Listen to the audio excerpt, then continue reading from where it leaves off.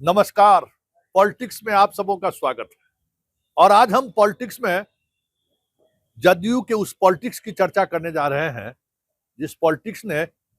यह जता दिया, यह दिखा दिया कि नीतीश कुमार ने संजय झा पर जो भरोसा जताया था, संजय झा उस भरोसे पर पूरी तौर पर खरे उतरे हैं। जी हाँ, इस जीत ने कहीं न कहीं संजय झा की सिर्फ उपयोगिता ही नहीं बढ़ाई है, संजय झा के बूथ मैनेजमेंट से लेके, मीडिया मैनेजमेंट से लेकर, चुनाव प्रबंधन से लेकर, बीजेपी के साथ बातचीत और तमाम घटक दलों के बीच बेहतर समन्वय को लेकर जो संजय झा को जिम्मेवारी दी गई थी, उसको भी उन्होंने बखूबी अंजाम तक पहुंचाया। ये अलग बात है कि जदयू सबसे बड़ी पार्टी बनकर नहीं उभरी है, लेकिन जहां से जदयू की सफर की शुरुआत हुई थी, आप समझ सकते हैं 43 सीटों से आज 80 पार वो पहुंच चुके हैं। ये जो सफर है और उस सफर में जो कार्यक्रम रहा, ये भी एक बात है कि सभी पॉलिटिकल पार्टी जो महागठबंधन की तरह अलग अलग नहीं, एनडीए ने उस बात का ख्याल शुरुआती दौर से ही रखा कि हम सब एक हैं। लगातार जिला अध्यक्षों के साथ जिला में मीटिंग, सभी प्रदेश अध्यक्षों की कैंपेन, ये सारे चीजें कहीं न कहीं संजय झा की तरफ से ड्राफ्ट किया गया था कि इस बात को लेकर हमें चलना है। क्योंकि ये भी एक चाणक्य कह सकते हैं कि बीच में जैसे ही ये बात सामने आई कि तीर ही लालटेन है और लालटेन ही तीर है, चीजें बिगड़ती हुई दिखने लगी थी। लेकिन जो कार्यकर्ताओं का समन्वय को लेकर जो लगातार संवाद हो रहा था, एक दूसरे गठबंधन के साथियों के बीच जो समन्वय जिला जिला में दिख रहा था, और जिला के स्तर पर जिस तरीके से मीडिया के द्वारा चीजों को परोसा जा रहा था कि एनडीए पूरी तौर पर एकजुट है, उसका इम्पैक्ट कहीं न कहीं वोटरों पर पड़ा। और आज जो कह सकते हैं कि 2010 जो रिपीट करता हुआ दिख रहा है, उसमें एक बड़ी भूमिका इस संजय झा के प्रबंधन को भी माना जा सकता है। हालांकि बीच में बहुत सारी आलोचनाएं भी उनको झेलनी पड़ी, सीट शेयरिंग से लेकर विधानसभा के चयन तक को लेकर भी सवाल खड़े हुए। सब कुछ भुजा पार्टी पर ठीकरा फोड़ने की कोशिश हुई, लेकिन संजय झा चुप रहे। न संजय झा का कोई इस पर बयान आया, न संजय झा उसको लेकर कोई ऐसी राजनीति भी नहीं की जिससे वो ये चीजें सामने हो सके। देखिए, एक बात समझ लीजिए, जो हम बार बार कहते हैं कि उपयोगिता जब तक आपकी बनी हुई है, आप राजनीति में बने रहेंगे। संजय झा अपनी उपयोगिता हमेशा बनाए रखी, चाहे वो दौर हो जब जिस समय में जेटली के सहारे संजय झा बिहार आए और नीतीश के करीब हुए,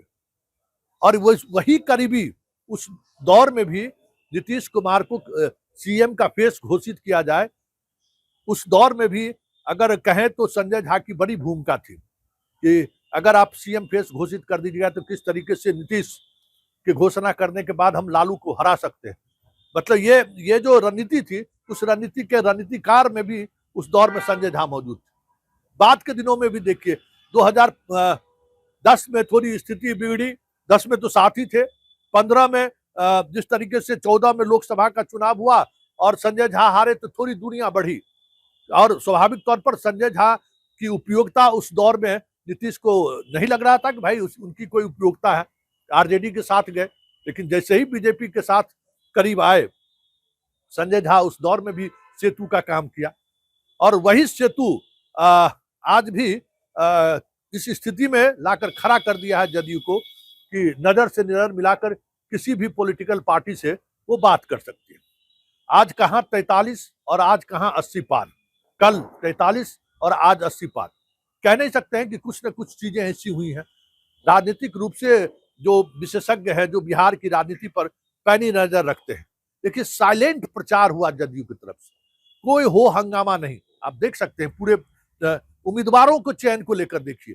तमाम पॉलिटिकल पार्टी में उम्मीदवारों को चयन को लेकर किस तरीके से हंगामा बरपा। लेकिन जदयू जिस तरीके से उम्मीदवारों का चयन किया, एकदम लगा ही नहीं कि यहाँ पे 101 उम्मीदवारों का को लेकर बैठकें हो रही हैं, उस पर मनन हो रहा है। आज भी तमाम पॉलिटिकल पार्टी के जो विधायक बन के आ रहे हैं,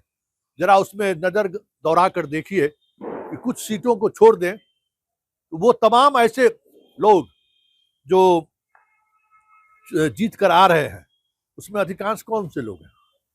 समता पार्टी और जदयू और नए दौर में संजय झा ने जिसको शामिल किया, डुमराव जैसा सीट कभी कोई सोच सकता था क्या? वो भी एक बड़ी आलोचना हुई थी, लेकिन डुमराव जैसी सीटों पर जिस मजबूती के साथ जदयू वहां स्टैंड ली, किसी से छुपा रहा क्या? परिणाम क्या हुआ सबके सामने है। इस तरीके के कई ऐसे निर्णय लिए गए जो कहीं ना कहीं यह संकेत नहीं, यह दिखाने में मजबूती से ये चीजें लोगों के दिल में भी गया कि भाई कुछ न कुछ चीजें हैं जिसको संजय झा अप्रत्यक्ष तरीके से ही सही उसको आगे बढ़ा रहे हैं। क्योंकि संजय झा और बीजेपी यही एक कड़ी है, मतलब नीतीश तो नेता है, बीजेपी और नीतीश के बीच कह सकते हैं कि संजय झा की वो भूमिका है जिस भूमिका की जब तक उपयोगिता रहेगी तब तक संजय झा मजबूत रहेंगे। अब तो भाई अब बीजेपी के साथ सरकार बनानी ही है और बीजेपी के साथ ये सरकार चलेगी, ये भी जनमत से साफ हो चुका है। इस पूरे जनमत पर अगर आप गौर करें और जिस तरीके का मैंडेट आया है उसमें जो सबसे बड़ी बात है वो ये है कि एनडीए एकजुट है। एनडीए के वोटर एक साथ एनडीए के उम्मीदवारों को वोट करें, चाहे चुनाव चिन्ह कोई कुछ भी हो, कहीं तीर है तो कहीं फूल है तो कहीं हेलीकॉप्टर है, कहीं गैस सिलेंडर है, अलग कहीं हम का प्रत्याशी है, कड़ाही है। तो ये अलग अलग चुनाव चिन्ह होने के बावजूद भी हम सब एक है, ये संदेश देने में और ये संदेश जनता तक कैसे पहुंचे, इसमें संजय झा की बड़ी भूमिका रही। जदयू के अंदर भी एक दौर में ये चीजें सामने बड़ी मजबूती से आनी शुरू हो गई थी,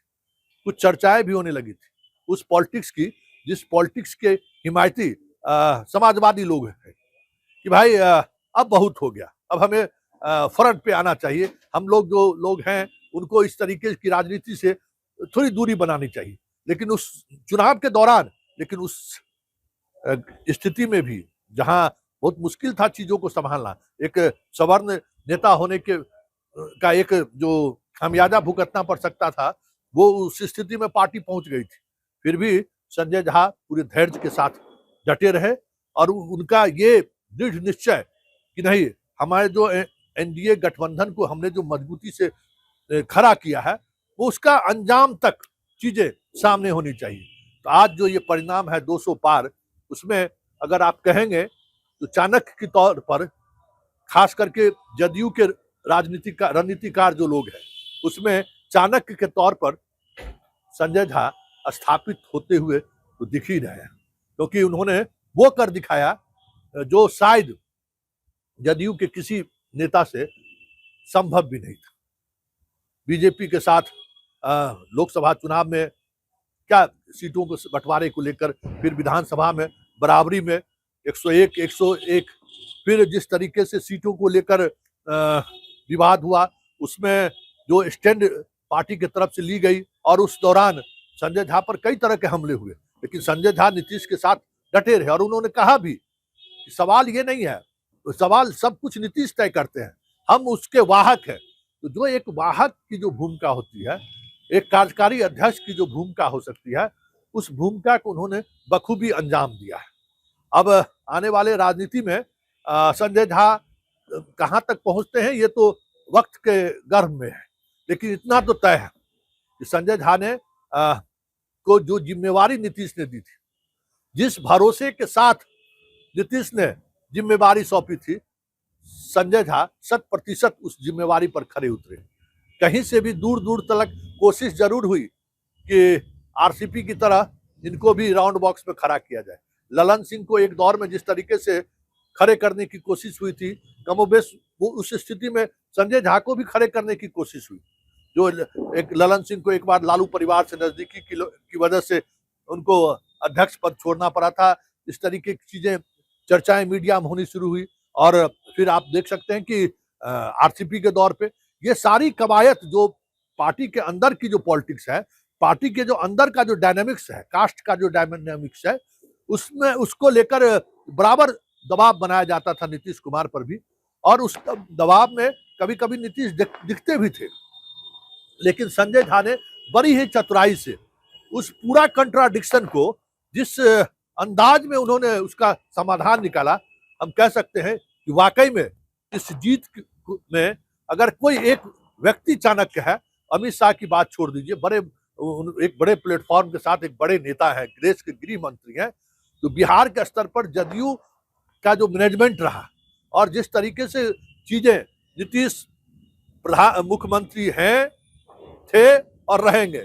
ये जो एक भरोसे के साथ मंच पर जो बातें आनी शुरू हुई, राजीव प्रताप रूडी ने कहा, संजय झा ने हर मंच पर ये बातें दोहरानी शुरू की कि भाई इसके कारण जो कंफ्यूजन क्रिएट कर रहा है उसे हमें खत्म करना है। और उस कंफ्यूजन को खत्म करने में भी संजय झा ने बड़ी बखूबी भूमिका निभाई है। और आज इस पूरे परिणाम के बाद जदयू जिस मुकाम पर आज पहुंचा है, कह सकते हैं कि इसमें चाणक्य की भूमिका अगर किसी एक जदयू के नेताओं को दी जाएगी तो कहीं न कहीं जदयू के कार्यकारी अध्यक्ष संजय झा है।